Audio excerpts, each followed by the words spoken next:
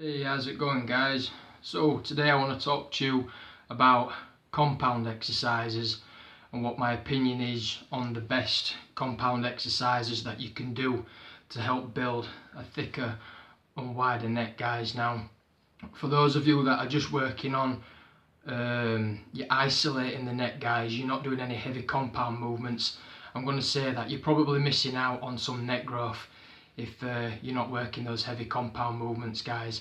You don't always have to isolate your neck in order to grow it. There's a lot of guys out there, power lifters, strongmen, and just bodybuilders, guys, that have just got big thick necks from doing very heavy compound lifts.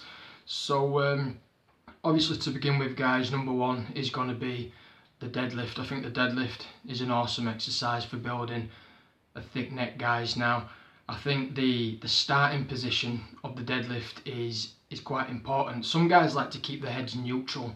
There's a lot of do's and don'ts when it comes to deadlifts, guys. I'm not an expert on deadlifting, but there was a powerlifter by the name of Ed Cohen, I believe his name was, an old school powerlifter. He's one of the best ever.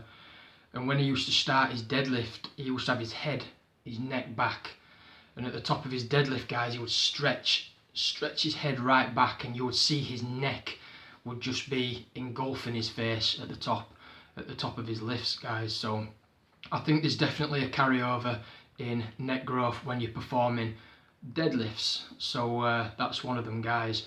Number two is gonna be a clean and press. Now, I'm not somebody who's ever really done clean and presses, but there is a carryover in neck strength in clean and press movements, guys, Olympic lifts. So perhaps add those into your routine, and you might see some thickness in your neck.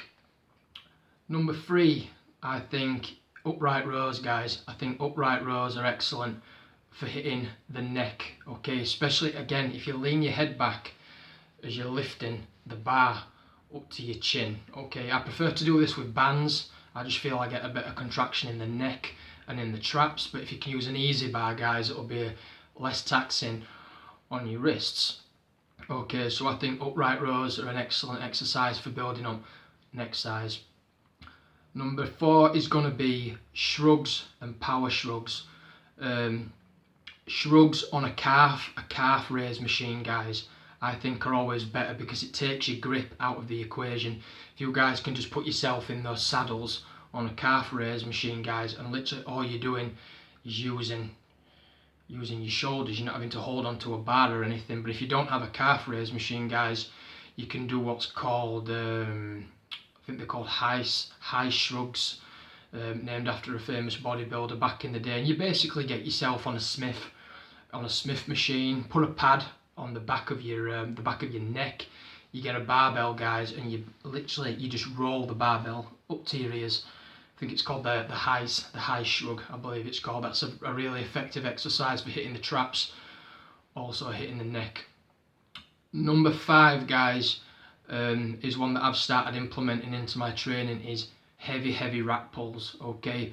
Rack pulls seem to have an awesome carryover when it comes to building a thick neck, guys. So if you're not doing rack pulls, perhaps put them into your regime, you know, and see if you get any size on your neck, guys. The reason your compound movements are important is because they help you grow as a whole, okay? It's okay to isolate the neck, guys, but you're only going to get so much growth out of isolating the neck if you're not doing your compound movements. If you want to reach your maximum potential on neck growth, I just think it's better to add in the compound movements and the isolation movements, guys.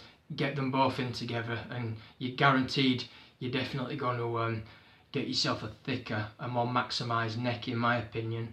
And again, keep your calories high. You've got to keep your calories high, eat the good food, get plenty of rest.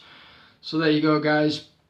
There's 5 compound lifts that I think are the best, that have best carryovers for the neck.